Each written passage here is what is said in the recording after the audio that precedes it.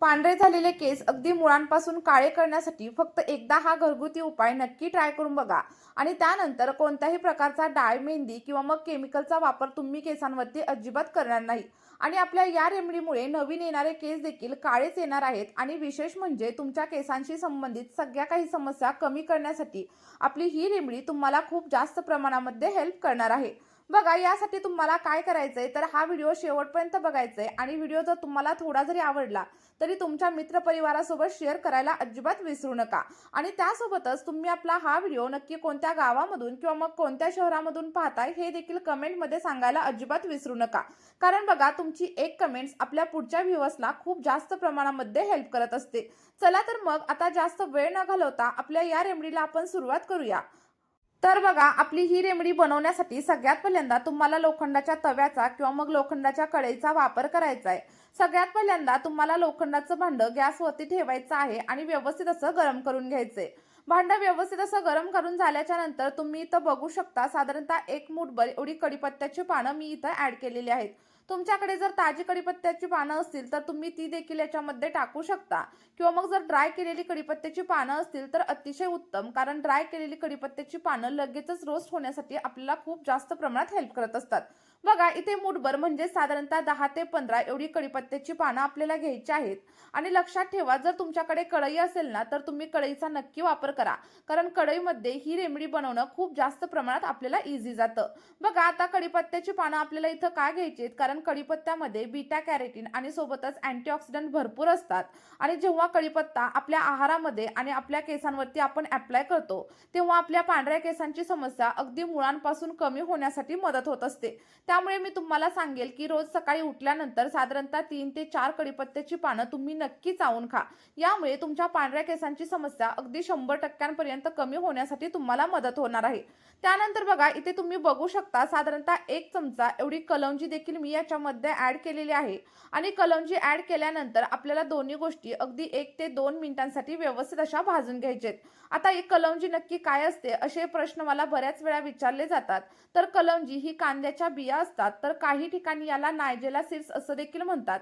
जर तुमच्याकडे अवेलेबल नसतील तर मी डिस्क्रिप्शन बॉक्समध्ये सगळ्या गोष्टींच्या लिंक तुम्हाला प्रोव्हाइड करते. तुम्ही तिथून देखील नक्कीच परचेस करू शकता. आणि लक्षात ठेवा, बऱ्याच वेळा लोक काय करतात, काळे तीळ आणि कलौंजी ही एकच आहे असं समजतात, तर असं अजिबात नाहीये. काळे तीळ हे वेगळे असतात आणि कलौंजी ही वेगळी असते. त्यामुळे तुम्हाला या रेमेडीमध्ये कलौंजीचाच वापर करायचा आहे, कारण कलौंजीमुळे तुमचे केस नैसर्गिक पद्धतीने काळे होण्यासाठी मदत होत असते. बघा, यासोबतच पुढे आणखी एक महत्त्वाचा असा घटक आपल्याला याच्यामध्ये ऍड करायचा आहे. कारण आज आपण जो डाय बनवतोय तो फक्त तुमचे केसच काळे करणार नाही, तर त्यासोबतच तुमच्या केसांच्या इतर समस्या देखील कमी करण्यासाठी मदत होणार आहे. बघा, त्यानंतर तुम्ही इथं बघू शकता साधारणतः 1 चमचाभर एवढे मेथीदाणे देखील आपल्याला याच्यामध्ये ऍड करायचे आहेत. कारण जसं की मी तुम्हाला सांगितलं, आपला हा डाय तुमचे केस काळे करण्यासोबतच तुमची केस गळती बंद करणार आहे. आणि जर तुम्हाला कोंड्याची वगैरे समस्या असेल तर ती देखील कमी होण्यासाठी तुम्हाला नक्कीच मदत होईल. कारण आपण याच्यामध्ये मेथीदाणे देखील वापरत आहे आणि मेथीदाण्यामध्ये प्रोटीन, निकोटिक ऍसिड आणि सोबतच लिसेथिन नावाचे घटक असतात, ज्यामुळे केस गळती कमी होते, पातळ झालेले केस दाट होण्यासाठी मदत होत असते. आणि त्यासोबतच जर तुम्हाला केसांमध्ये कोंड्याची किंवा मग इचिंगची वगैरे समस्या असेल तर ती देखील कमी होण्यासाठी नक्कीच मदत होत असते. बघा, मेथीदाणे ऍड केल्यानंतर साधारणतः 1 ते 2 मिनिटं आपल्याला सगळ्या गोष्टी व्यवस्थित भाजून घ्यायच्या आहेत. आणि बघा, 1 ते 2 मिनिटांमध्येच मेथीदाण्यांचा कलर देखील तुम्हाला पूर्णपणे चेंज झालेला इथं दिसत असेल. मी ही सगळी काही रेमेडी अगदी मीडियम गॅसवरती बनवत आहे. तुम्हाला लो गॅसवरती बनवायची असेल तर तसं करू शकता, किंवा मग हाय मीडियम करत करत देखील तुम्ही या सगळ्या गोष्टी भाजून घेऊ शकता. त्यानंतर बघा, जर केसांमध्ये एखाद्या प्रकारचं फंगल इन्फेक्शन वगैरे झालेलं असेल तर साधारणतः 3 ते 4 एवढ्या लवंगा देखील आपल्याला या डायमध्ये वापरायच्या आहेत. कारण बघा, जेव्हा तुम्ही हा डाय केसांवरती अप्लाय कराल तेव्हा एकाच रेमेडीमध्ये तुमच्या केसांच्या बऱ्याच समस्या कमी होण्यासाठी मदत होणार आहे. आणि त्यामुळेच मी इथे तुम्हाला वेगवेगळ्या गोष्टी सांगत आहे. आणि तुम्ही या सगळ्या गोष्टींचे फायदे एकदा गुगलवरती देखील नक्की चेक करू शकता, कारण यामुळे आपल्या केसांना कोणत्याही प्रकारचं नुकसान अजिबात होत नाही, झाले तर फायदेच होतात. बघा, आता सगळ्यात शेवटी आपल्याला काय करायचंय, साधारणतः 1 चमचाभर एवढी बडीशोप देखील याच्यामध्ये ऍड करायची आहे. आणि तुम्ही पाहिलेलं देखील असेल की मार्केटमध्ये आता वेगवेगळ्या प्रकारचे डाय भेटतात आणि त्यामधील बऱ्याच डायमध्ये बडीशोपीचा वापर केला जातो. फक्त तुम्हाला काय करायचंय, बडीशेप ही कच्ची न वापरता तिला व्यवस्थित असं रोस्ट करून घ्यायचंय, म्हणजेच भाजून घ्यायचं. आणि त्यानंतर त्यापासून आपल्याला डाय बनवायचा आहे. मी तुम्हाला असं अजिबात म्हणणार नाही, की आपला डाय वापरल्यानंतर तुमच्या केसांवरती एकाच वापरामध्ये तुम्हाला रिझल्ट भेटेल. कारण बघा तुम्हाला तर माहीतच असेल नैसर्गिक गोष्टींचा रिझल्ट भेटण्यासाठी थोडासा टाईम लागतो. पण जेव्हा पण रिझल्ट भेटतो तो मात्र परमनंट असतो. त्यामुळे लक्षात ठेवा माझ्या सांगितलेल्या पद्धतीने तुम्ही देखील हा डाय नक्की बनवा आणि हा डाय तुम्ही अगदी लहान मुलांपासून ते मोठ्या माणसांपर्यंत सगळ्यांसाठी वापरू शकता.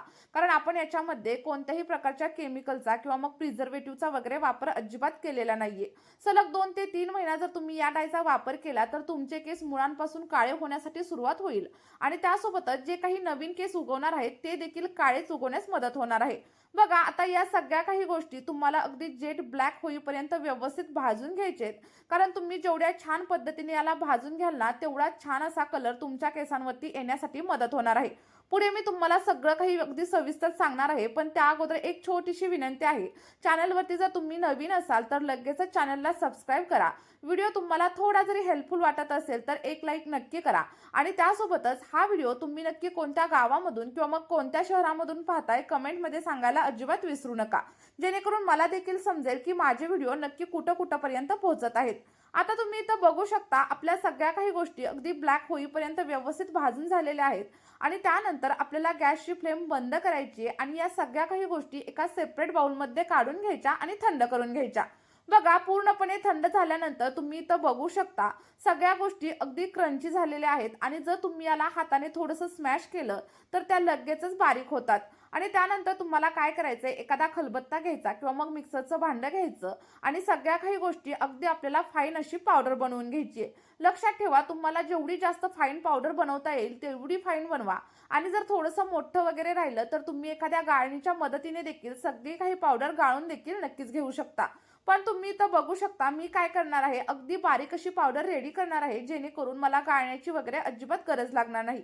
आणि पावडर बारीक करून झाल्याच्या नंतर एका सेपरेट बाउलमध्ये तुम्हाला जेवढ्या प्रमाणावरती डाय बनवायचा असेल तेवढ्या प्रमाणावरती पावडर काढून घ्या आणि त्यानंतर मी तुम्हाला सांगते की डाय कशा प्रकारे रेडी करायचा. आणि बघा डाय रेडी करण्यासाठी तुम्ही वेगवेगळ्या पद्धतींचा वापर करू शकता. आजच्या या व्हिडिओमध्ये त्यापैकीच एक पद्धत मी तुम्हाला सांगणार आहे.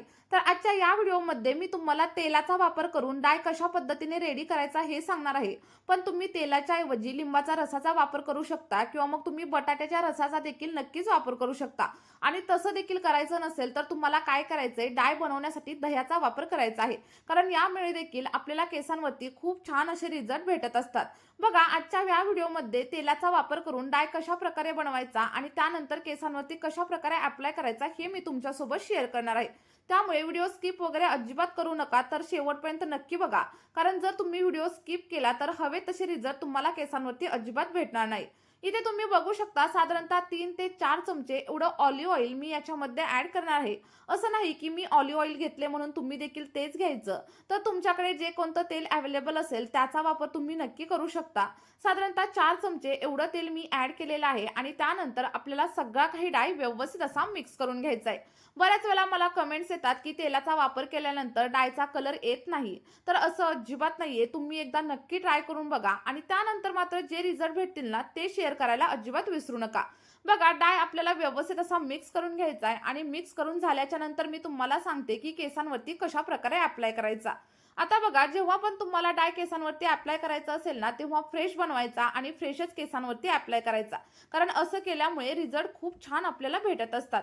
बघा आता डाय तुम्हाला कोणत्या ठिकाणी अप्लाय करायचा आहे तर ज्या ठिकाणी तुम्हाला पांढऱ्या केसांची समस्या असेल तर त्या ठिकाणी सगळ्यात पहिल्यांदा अप्लाय करा आणि त्यानंतर संपूर्ण केसांवरती अप्लाय करा. अप्लाय केल्यानंतर तुम्हाला हा डाय केसांवरती कमीत कमी 1 तास तरी ठेवायचा आहे आणि त्यानंतर अगदी नॉर्मल पाण्याने हेअर वॉश करायचा आहे. बघा तुम्ही इथं बघू शकता किती छान असा ब्लॅक कलर तुम्हाला दिसत असेल आणि हाच कलर तुमच्या देखील केसांवरती येणार आहे.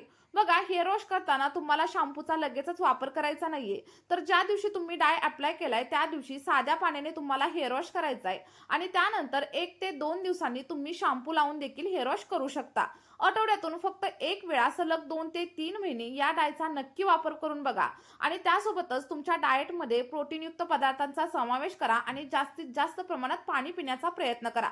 या सगळ्या टिप्स फॉलो करा. त्यानंतर तुमचे केस अगदी काळे झालेले तुम्हाला दिसायला लागतील.